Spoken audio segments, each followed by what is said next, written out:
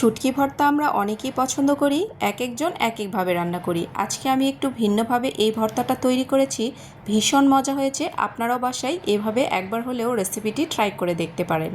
শুটকি ভর্তা করার জন্য এখানে আমি নিয়েছি লইট্টা শুটকি। আপনারা চাইলে এখানে অন্য যে কোনো শুটকি ব্যবহার করতে পারেন। শুটকিগুলোকে হালকা একটু তেলে গরম পানি দিয়ে পরিষ্কার করে 3 থেকে 4 বার ভালো করে ধুয়ে নিয়েছি। লইট্টা শুটকির ভেতরে যে কাঁটাটা রয়েছে এটা আমি আস্তই রেখে দিয়েছি, এটা ফেলে দিইনি। আপনারা চাইলে এটাকে ফেলে দিতে পারেন, তবে না ফেলে দিলেও কোনো সমস্যা হবে না।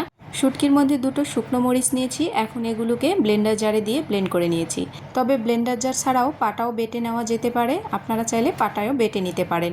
তো আমি অল্প কিছুটা পানি দিয়ে এগুলোকে বেটে নিয়েছি। তো এখন আমি রান্না করে নেব। তো প্রথমে চুলার উপরে বেশ কিছুটা পেঁয়াজ কুচি দিয়ে নিয়েছি। তো একটু নাড়াচাড়া করে পেঁয়াজটাকে একটু গরম করে নেব। এই পর্যায়ে এর মধ্যে দিয়ে নিচ্ছি তেল। এখানে সরিষার তেলও ব্যবহার করা যাবে, তবে আমি আজকে রান্নার রেগুলার তেল দিয়ে এই শুটকিটি রান্না করে নেব। তো কিছুক্ষণ নাড়াচাড়া করে নিচ্ছি। এরপর এখানে বেশ কিছুটা রসুন কুচি ব্যবহার করব। চাইলে এখানে আস্ত রসুনের কোয়াটাও ব্যবহার করা যাবে। রসুনের কোয়াগুলো অনেক বড় ছিল, সেজন্য আমি হালকা একটু কুচিয়ে নিয়েছি। তো এখন এই রসুন এবং পেঁয়াজটাকে তেলের সাথে বেশ কিছুক্ষণ নাড়াচাড়া করে হালকা ব্রাউন কালার করে ভেজে নেব। তো যতক্ষণ না কালার এসেছে ততক্ষণ পর্যন্ত আমি এগুলোকে রান্না করে নিয়েছি। কালার এই পর্যায়ে চলে এসেছে, এখন বেটে রাখা শুটকিগুলোকে দিয়ে নিতে হবে। এভাবে একবার শুটকি ভর্তা বাসায় ট্রাই করে দেখবেন। তো প্রথমেই স্বাদমতো লবণ দিয়ে নিয়েছি, লাল মরিচের গুঁড়ো 1.5 টেবিল চামচ পরিমাণ দিয়েছি, আর নিয়ে নিচ্ছি হলুদ গুঁড়ো। এখানে আর কোনো মশলা ব্যবহার করব না, এই অল্প কিছু মশলা দিয়ে এই ভর্তাটা হবে দুর্দান্ত স্বাদের।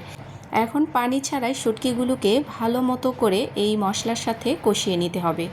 10 থেকে 15 মিনিট লাগবে এই পানিটা শুকিয়ে যেতে। একদমই মিডিয়াম আঁচে আমি শুটকিটাকে একদমই ভাজা ভাজা করে নিয়েছি।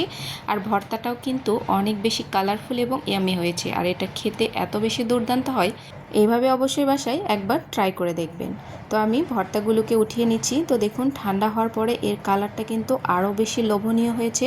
আপনারা চাইলে কিন্তু ভর্তা শেপ দিয়েও এগুলোকে বানিয়ে নিতে পারেন।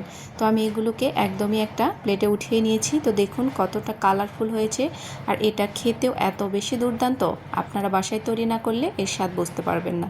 যদি রেসিপিটি ভালো লেগে থাকে অবশ্যই শেয়ার করে দেবেন। এই পর্যন্তই, সবাই ভালো থাকবেন। আল্লাহ হাফেজ, আসসালামু আলাইকুম।